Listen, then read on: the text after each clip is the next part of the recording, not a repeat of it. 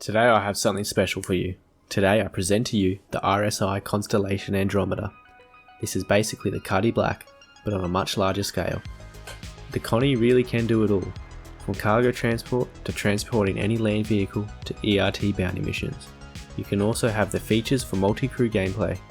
This cargo/transport/gunship can do it all and is a natural progression for someone that enjoys the kind of gameplay a mid-size all-rounder such as the Cutlass Black gives to them.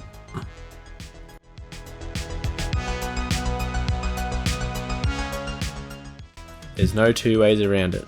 This thing is terrible, at least when flying.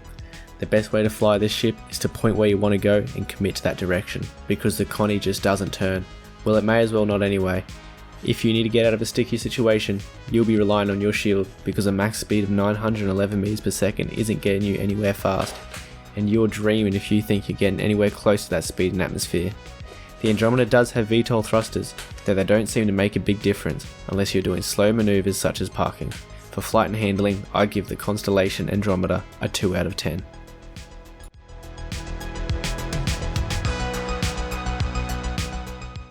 With 96 SCU of cargo space, you'll be able to make a bit of coin trading if that is the career path you choose to pursue. Though I'd be more interested in loading the cargo bay with mining vehicles or even military land vehicles to fool around in with mates. The Constellation has 2 man turrets and a snub fighter, allowing for good multi-crew gameplay. And with enough beds for everyone, you'll be able to log out in the black together as well. Being a larger ship, you might find it a little more difficult to land at some places, though I've never found this to be an issue yet. The Constellation is the kind of ship someone might choose as their one and only ship if they had to, as it can do any career except quant mining extremely well. For practicality, I give the Constellation Andromeda a 9 out of 10.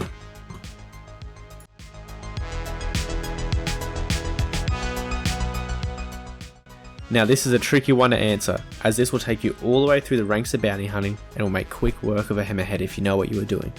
But it's a different story when it comes to PvP combat. The lack of maneuverability of the Connie is the Achilles heel and allows just about any light fighter to make quick work of you. Now if you get into a jousting match, the Connie does have 4 size 5 mounts equipped with 4 gimbaled size 4 laser repeaters to back you up. This kind of firepower should be enough to decimate most ships in a single pass. The Andromeda also has 48 missiles. That's right, 24 missiles of size 2 and 24 missiles in size 1. Now usually I don't cover missiles because I find them useless or too expensive to restock to justify using them, but it's hard to ignore when you have 48 missiles at your disposal. Here is an ERT clip of me in the Connie.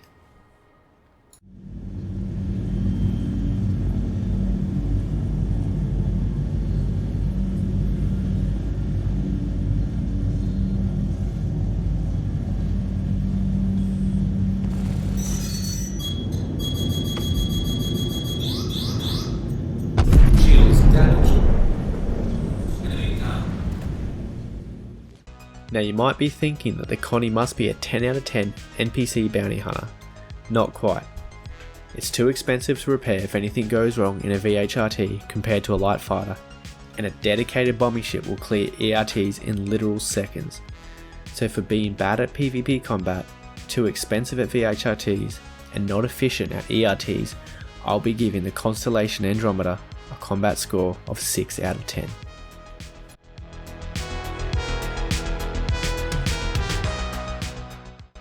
I'm going to get it out of the way. I do not like how the Connie looks. I just don't really like non-aerodynamic ships. Its thruster distribution also annoys me, as well as no frontal landing gear. It just doesn't seem very practical. Honestly, the best looking part of the ship is the P-52 Merlin that pops out the back of it. I do enjoy the interior of the Andromeda though. It's not at all luxurious, but it is spacious and functional. I would also love the glass canopy if it weren't for the frame, and I'll never be annoyed at a copious amount of MFDs. Now although I think this thing is ugly, I can't deny the way it dominates the environment. It's a ship that looks like it's always looking down on everything, and I have to give it points for that. For style, I give the Constellation Andromeda a 5 out of 10.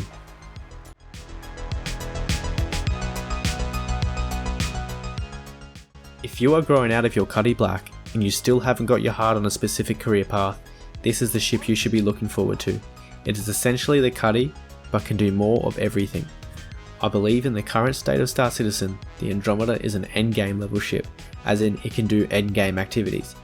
From this ship, you can build out the rest of your fleet and save up for that 890 jump. So yes, I clearly recommend the Constellation Andromeda, and I think at some point everyone should own a Constellation. Thank you for watching, I'll catch you on the next one.